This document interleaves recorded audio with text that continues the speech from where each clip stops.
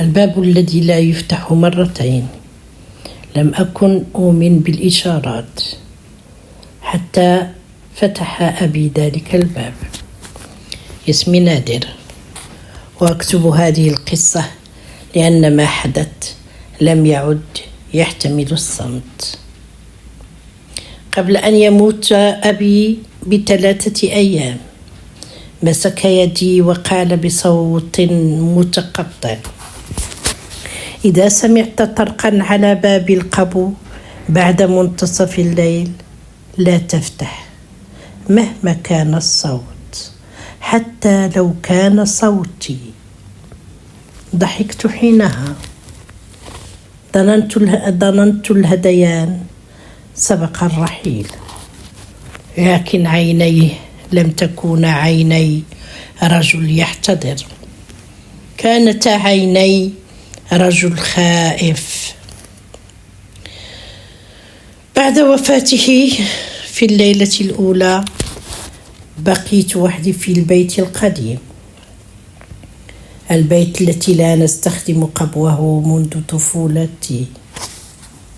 عند الساعة 12 و17 دقيقة تماما سمعت الطرق، 3 ضربات هادئة ثم صمت.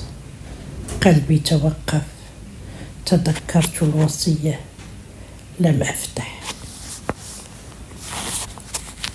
في الليلة التالية عاد الطرق، لكن هذه المرة جاء معه الصوت: نادر نادر، افتح، نسيت شيئا لك. كان صوت أبي.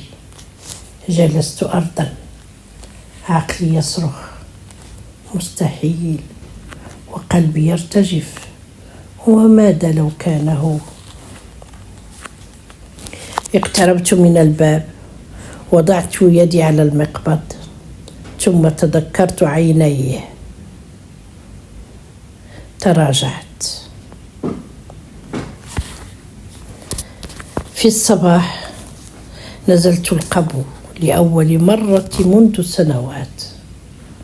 وجدت بابا حديديا صغيرا لم أره من قبل، وعلى الجدار صور لي في أماكن لم أرها أبدا،